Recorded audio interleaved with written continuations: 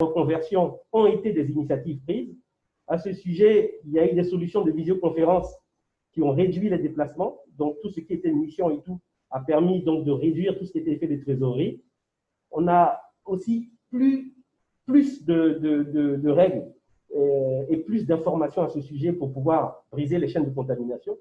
Et bien évidemment, tout ce qui est service, livraison et transport, donc pour faciliter la vie, a été mis donc, en exergue avec des applications dédiées. Donc, il y a eu des secteurs d'activité qui ont eu cette crise-là comme tremplin pour pouvoir rebondir. Et c'est important de le dire parce que globalement, les solutions qui ont été développées nous permettent de dire qu'il y avait des opportunités qui ont été saisies ou à saisir. Sans publicité aucune, on parle de marketing, on parle de marque, on est obligé de citer pour qu'on puisse se repérer. Il y a des initiatives comme Jumia Food ou Glovo qui livraient pendant la période, mais on n'a pas vu d'initiative de structures ivoiriennes qui proposaient donc tout ce qui était livraison. Pour nous, il y avait ici une opportunité à saisir.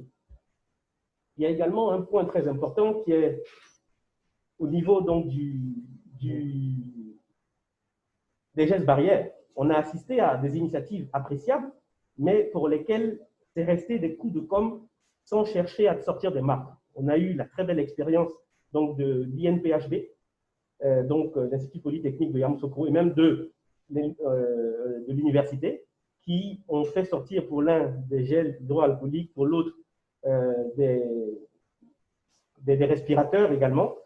Et tout ça, pour nous, ça montre qu'il y a des ressorts, il y a des ressources, et il faut que nos structures apprennent donc à capitaliser sur les coups d'éclat pour que ça puisse devenir demain des produits, des marques, et qu'on comprenne que le tissu économique et notre PIB ne va pas se limiter aux investissements donc, de l'État, mais de la production intérieure avec un marché intérieur qui se développe et qui contribue fortement donc, à cette dynamique-là. Pour nous, c'est très important. Aujourd'hui, je porte un masque, mais ce masque-là a été réalisé par un styliste ivoirien qui a été acheté dans le commerce parce qu'il faisait des vêtements et on a vu que la mobilité, la reconversion a également permis à un certain nombre d'acteurs de profiter pour proposer une autre offre de service. Et c'est ça aussi l'agilité et c'est ça qu'il faut apprécier. On a eu une application anti-corro qui a été initiée. Donc ça veut dire qu'il y a un ensemble de supports, un ensemble d'acteurs qui ont contribué fortement à dépasser la léthargie et à se dire qu'est-ce qu'on fait, qu'est-ce qu'on propose, comment on occupe l'espace. Parce que réellement, en fait, pour une marque, il faut occuper l'espace. Et c'est le message que tout marketeur comprend, c'est que quand il y a un marché, il y a des niches, il y a des opportunités et il faut occuper l'espace à bon escient. Donc, on a eu également des restaurateurs qui se sont réinventés en termes de livraison. On a eu d'autres, je citerai même une marque qui s'est développée sur Internet, Pili Pili, qui a développé sa gamme de produits pendant la crise. Ça veut dire que de la crise est née l'opportunité de voir des personnes dans un besoin avec de nouvelles attentes qu'il fallait combler. Donc, et les gammes de produits, et les logistiques autour des produits, et la manière de livrer le produit, et la manière de prendre les commandes, tout ça a été intégré dans une nouvelle approche qu'il a fallu mettre en avant en s'asseyant et en se disant comment on y arrive et qu'est-ce qu'on fait pour optimiser notre marque, optimiser notre service et surtout optimiser nos finances. Parce que bien évidemment, le marketing ne s'intéresse qu'aux produits, aux services rentables. Il ne s'agit pas de faire de la philanthropie à ce moment-là.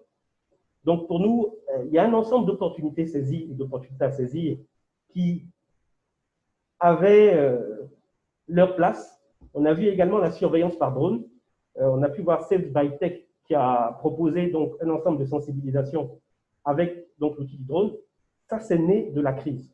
Ça veut dire que crise, ressort, ressources ont permis d'arriver à une ingéniosité ivoirienne qui, pour nous, ne doit pas rester en termes de coups d'éclat liés à la crise. Il faut se projeter et dire qu'est-ce qu'on fait. Et c'est à ce niveau-là que nous avons, nous, à travers donc, cette approche-là, identifié un prisme. Moi, de mon point de vue, les enseignements clés que je retiens de cette crise sont articulés autour de 5 mots. Responsabilité, agilité, créativité locale, solidarité et digitalisation. Alors, la responsabilité à travers donc, la préservation de la santé et l'amélioration donc, du bien-être et de l'hygiène, ce qui est fondamental. on verra que beaucoup de maladies vont disparaître, on verra que beaucoup d'autres virus vont disparaître, et c'est important de le dire parce que c'est aussi ça l'opportunité que nous a donné cette crise-là, donc de juguler certains maux de société qui faisaient qu'il y avait des moments où on était plus léger sur la manière d'aborder l'hygiène. La reconversion, donc en termes d'agilité, la reconversion, j'en ai parlé précédemment, tout ce qui est adaptation de services, tout ce qui est téléenseignement a permis d'optimiser, de s'adapter. Ça, c'est un enseignement clé, quand même, que personnellement, il est important de pouvoir noter et partager avec l'ensemble des personnes qui nous regardent aujourd'hui. Ensuite, créativité locale.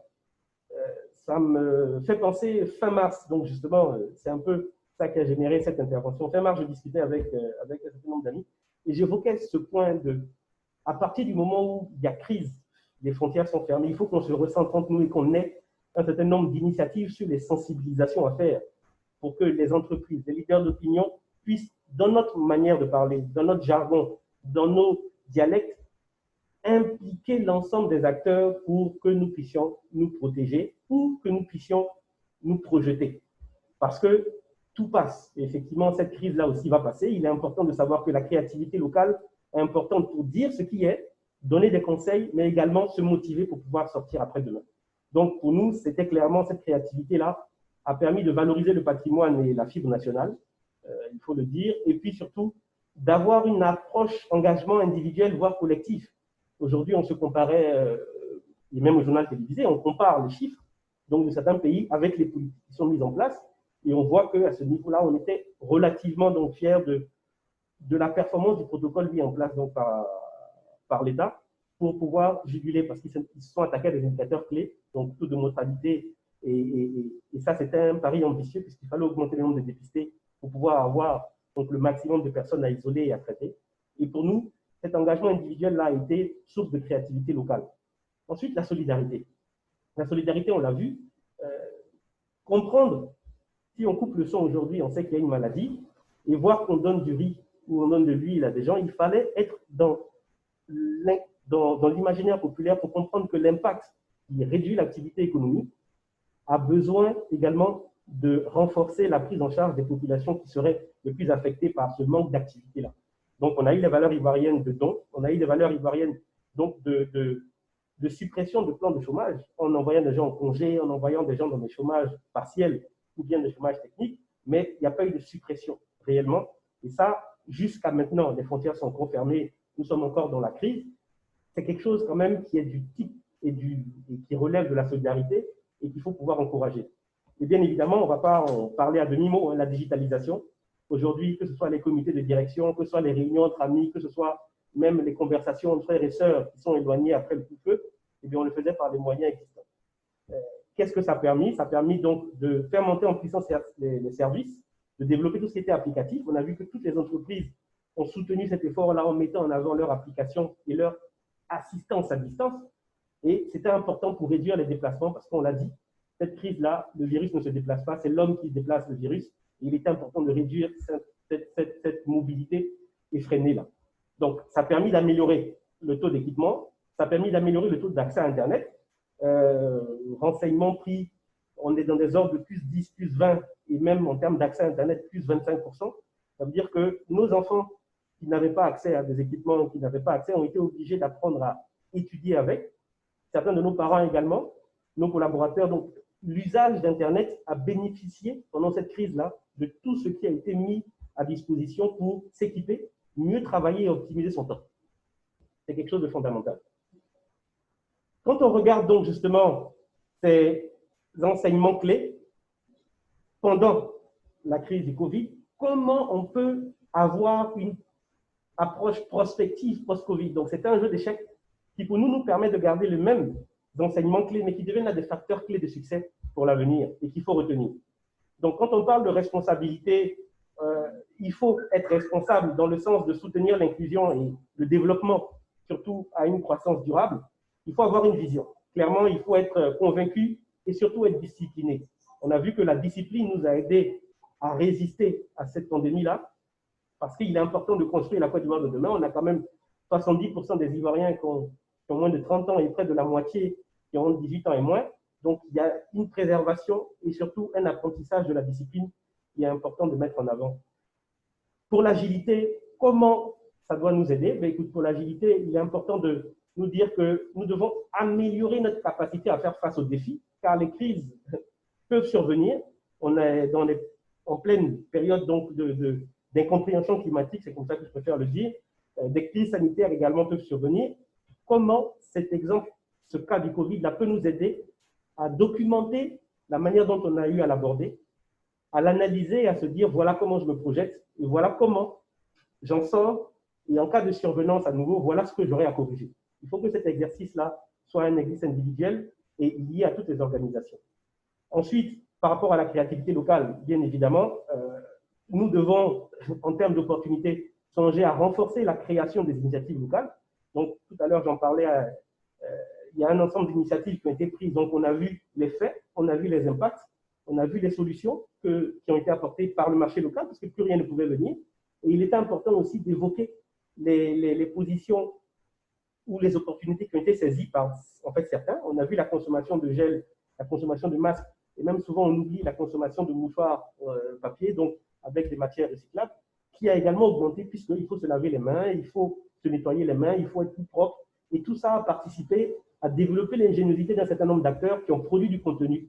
Donc il faut, quel que soit le secteur où on se trouve, se demander comment en termes de créativité, je peux améliorer donc, mon offre, mon idée, mon contenu, pour pouvoir donc permettre à un ensemble de clients ou de partenaires de bénéficier de ça. Et à ce niveau, là, on en appelle donc aux ensembles des acteurs et même donc à l'État justement pour développer et promouvoir les initiatives locales et tout ce qui est espace dédié. Donc, il faut améliorer le cadre des concours, mieux accompagner, favoriser l'entrepreneuriat, la créativité et puis surtout les marques fortes et authentiques parce qu'on en parlera, une marque forte et authentique apporte de la valeur. Sur l'aspect solidarité, il faut le voir dans l'autre prisme, c'est-à-dire se dire, être solidaire, sortir du Covid, c'est me dire que j'ai vécu pendant 2 mois à l'intérieur de mes frontières. Il est important que je me projette avec ceux avec qui j'ai été. Comment j'améliore ma consommation des produits locaux? Comment j'améliore à qualité égale? Je préfère laisser ce jus d'orange et faire un clin d'œil à l'entrepreneur qui développe les jus judicieux, par exemple, en disant c'est une initiative locale qui a prospéré pendant la crise. Et c'est important de savoir que c'est quelque chose qui aide à développer les tissus. Et pour nous, c'est ça l'angle de solidarité qu'il faut aborder au sortir de cette crise. Soutien aux produits locaux, aux initiatives locales et surtout aux champions locaux. Ensuite, la digitalisation, on a bien vu, il y a eu une accélération et elle n'est pas faite pour s'arrêter. Cette crise-là a apporté une opportunité en termes d'accélération, donc de digitalisation, qui doivent maintenant être un état d'esprit. Je me demande encore comment dans 1 an, 2 ans, on va justifier que pendant 2 mois, on a pu faire 100% de réunions, de conversations, d'activités à distance et qu'on est revenu à 0%. Entre 20 et 50% devrait être un taux agréable ou acceptable et on aura gagné du temps, on aura gagné de la performance et la digitalisation sera un élément d'inclusion qui aurait été admis donc, dans nos sociétés. Sur ça, il faut donc retenir que cette crise, sur certains plans, est déjà une opportunité. Donc, je viens de l'expliquer. Il y a une place qui a été prise, il y a des opportunités qui ont été saisies, il y a des opportunités qui restent à saisir. Et pour nous, les enseignements deviennent des facteurs clés. Et c'est pour ça que l'expérience que nous voulons partager aujourd'hui, c'est à travers le filtre de ces 5 mots-là: responsabilité, agilité, créativité, contenu local, solidarité et puis digitalisation. Voilà comment on aborde donc les prochaines étapes. Et la prochaine étape, donc j'en parlais précédemment, puisqu'elle fait partie du thème, c'est de la nécessité de promouvoir un Made in Côte d'Ivoire. Donc il faut savoir qu'on parle de Made in Côte d'Ivoire réellement pour lui donner de la valeur quand on le voit de l'étranger. Alors qu'est-ce que ça suppose? Ça suppose que être en Côte d'Ivoire et puis vendre le Made in Côte d'Ivoire, c'est bien, mais il faut ambitionner le vendre à l'extérieur des frontières de la Côte d'Ivoire. Donc ça veut dire que cette crise est un moment favorable pour nous préparer justement à mettre en lumière un certain nombre d'initiatives, à les structurer, à les marketer pour pouvoir donc promouvoir dans différents secteurs, hein, que ce soit dans la gastronomie, l'artisanat, tout ce qui a pris sa place pendant la crise doit être associé aux initiatives précédentes pour pouvoir donc lancer un certain nombre d'initiatives après. Donc pour nous, réellement et résolument, nous sommes dans un prisme qui nous rappelle un peu notre union discipline-travail. il est important de se dire que ça n'a pas été dit au hasard. Aujourd'hui encore,